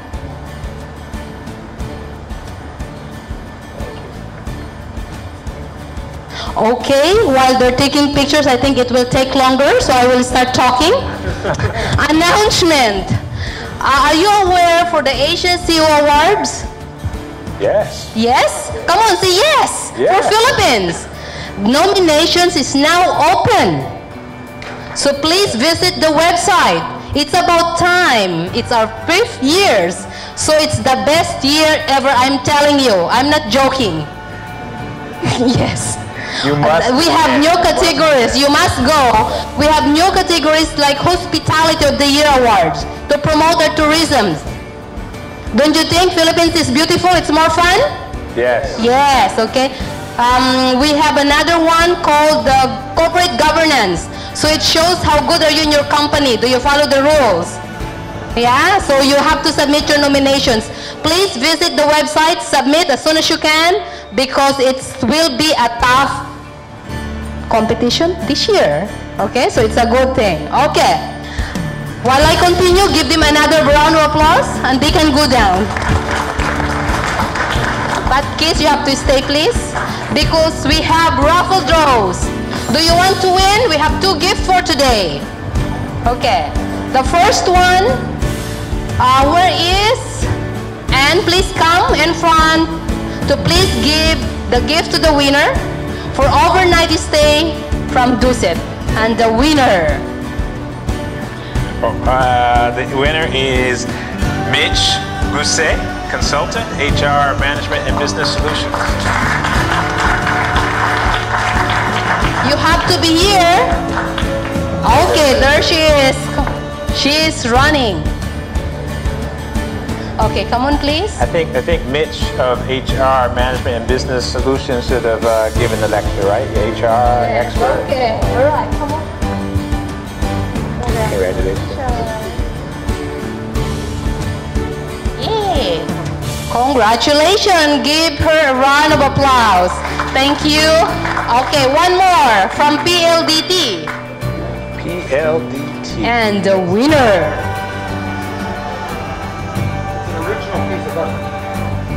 Elmira Perez, Chief HR Officer. Are you here? BPO Processing Outsourcing International. 1, 2. This is an original piece of art by a prominent Filipino artist. So, yeah. Congratulations. It's a beautiful piece for you. So you won't forget HCO Forum, Speaker Keith Jones. Yeah.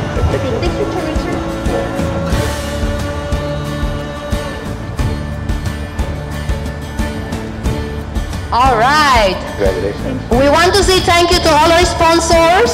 Jones Lang Lasal, our founding sponsors. We have Asiana.